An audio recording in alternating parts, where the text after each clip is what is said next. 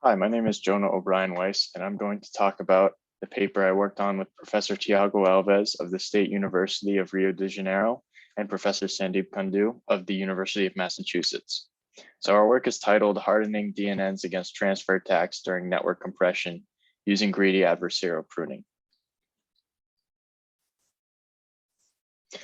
And I know that title is a bit of a mouthful, so I'm going to begin with some background: adversarial inputs, transfer attacks, and pruning. And hopefully the research title will make sense after that. Then I'll move to the problem we are trying to solve and how we solved it using greedy adversarial pruning. So to begin with adversarial inputs, in a normal machine learning pipeline for classification, a model takes in input and outputs a prediction. And in the adversarial case, an input which looks like it should be classified one way actually tricks a model into an incorrect prediction. And this is a simple process of taking the original input and adding a small perturbation to it, which creates an adversarial input. And if the perturbation is crafted just right, the model misclassifies the adversarial input. So you'll notice that all the magic in creating an adversarial input comes from this perturbation. And this is actually a real world example. This picture of a panda is a real world example of an adversarial input that is misclassified by a model. So as you can see, what makes the adversarial input so powerful is that it is indistinguishable from the original to a human.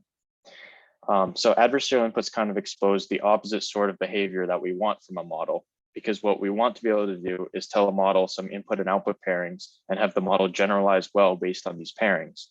But adversarial examples show us that even if we take a training data point, which is still a point we explicitly tell the model what the correct output is for, the model is still fooled by a nearly identical input. So to create an adversarial input, we need some heuristic for what it means to be indistinguishable to a human. And this heuristic is a vector norm on the perturbation. And examples in the 2D space are shown here. The most common is the L infinity norm, which allows each dimension to be perturbed up to a certain amount. Okay, so now that we know a little about adversarial inputs, I'm going to discuss their relationships with different models through the decision boundary and transferability. So to define these terms, a decision boundary is a curve in the input space where a model's prediction changes from one class to another class. And transferability is how often adversarial inputs that fool one model also fool another model. It is well established that transferability holds between models that are trained on similar tasks with similar data, even if the model architectures are different. So I have a quick example of how these two concepts relate to each other. So here are two binary classifiers which differentiate between red and blue points. And based on this training data, the models have learned to classify points in the blue region as blue and in the red region as red. And the decision boundary is where the blue and red regions meet. And that's where the model's prediction changes. So there's an L infinity bounded region around each data point. And suppose that any perturbation within this bound is indistinguishable from the original data point. Then we can generate adversarial inputs on binary classifier 1, which are shown by these yellow circles. Notice that we can only generate adversarial inputs where the L infinity bound crosses the decision boundary, and then the model prediction changes. If a box didn't cross the decision boundary, such as this box in the bottom left, then there's no perturbation you could add that would trick the model into changing its output, because all of this box is within the red prediction region. So now let's see what happens when we try to transfer these adversarial inputs from binary classifier 1 to binary classifier 2. So we can see that binary classifier 2 is robust to a transfer attack from binary classifier 1 because all of these adversarial inputs are classified correctly because they don't cross a decision boundary on binary classifier 2. And it's important to note that a model can still be robust to a transfer attack even if it is susceptible to an adversarial itself.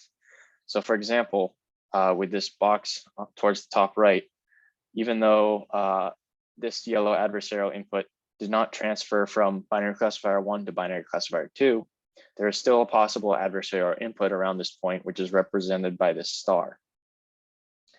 So this is kind of what we're trying to achieve in this work, which is robustness to a transfer attack, even if a model is still susceptible to an attack on itself. And the way that we achieve this is through neural network pruning. Neural network pruning is conventionally an area of machine learning that's focused on performance optimization rather than security.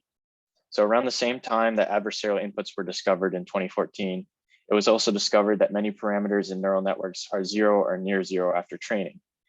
And this means that we can remove these parameters and suffer almost no accuracy loss.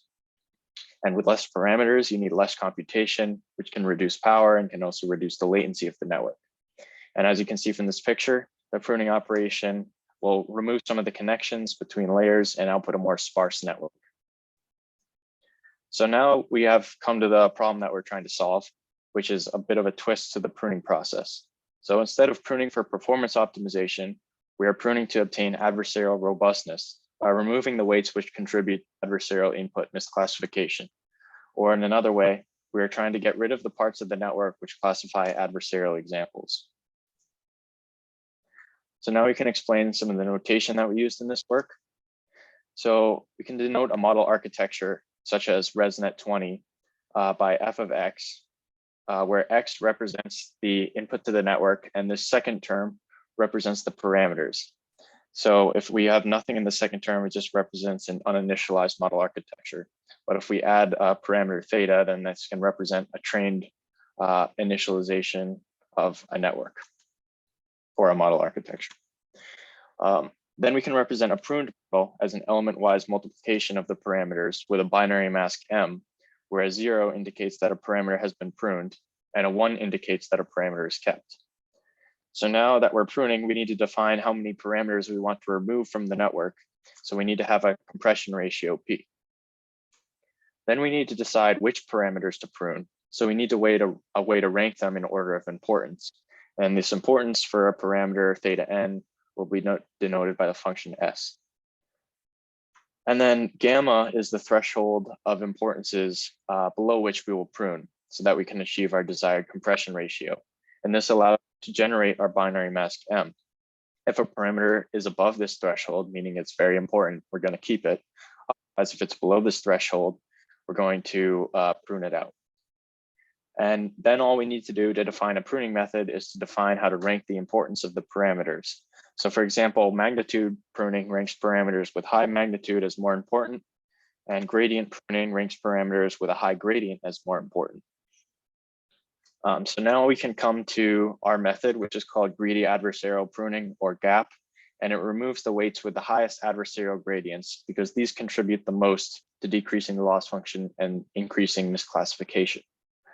So as compared to gradient pruning, we use the loss on adversarial inputs, as shown by the x adversarial term here, and we remove the absolute value and add a negative sign so that the highest positive adversarial gradient become the least important and are pruned. So for a visualization of how this pruning method is very different from conventional pruning methods, I'm showing here a distribution of the weight magnitudes of a ResNet20 model for different pruning methods and different compression ratios.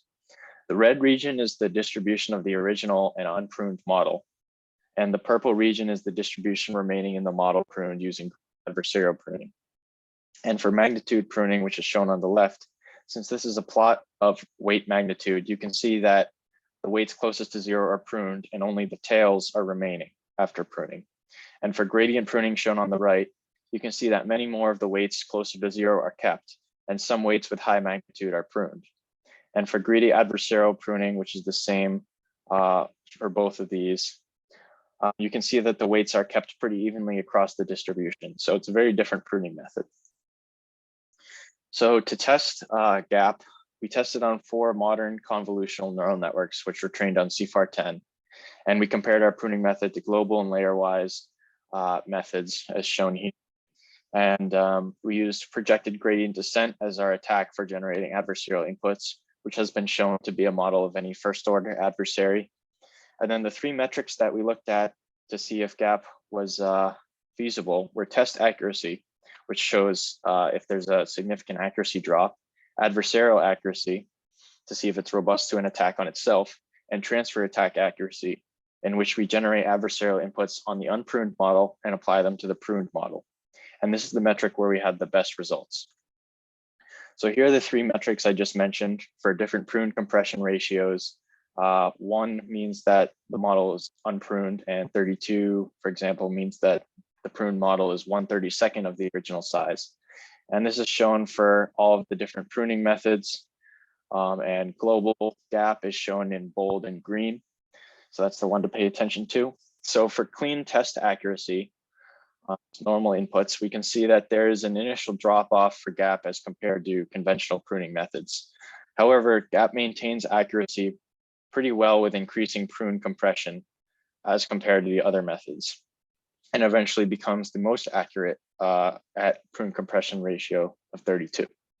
For adversarial accuracy, we can see from the y-axis, where most of this data is between 15 and 20%, that also from the flat trend line, that none of the pruning methods are robust to an adversarial attack on themselves. And then the best results really come from the transfer attack accuracy, where again, we generate adversarial images on the unpruned model and then apply them to the pruned model. And so here we see that global gap has good robustness to a transfer attack from the pruned model, which achieves about over 50% accuracy all the way up to a prune compression ratio of 32. So to summarize the main findings again, greedy adversarial pruning maintains accuracy well with increasing compression, even better than traditional methods, despite an initial decrease or drop off. And second, it is not robust to an adversarial attack, but neither are the other conventional methods. And third, gap is hardened to transfer attacks from the unpruned model, which is why our work is titled Hardening DNNs Against Transfer Attacks. And looks like we're out of time, so I'm gonna skip over this slide and open it up for any questions.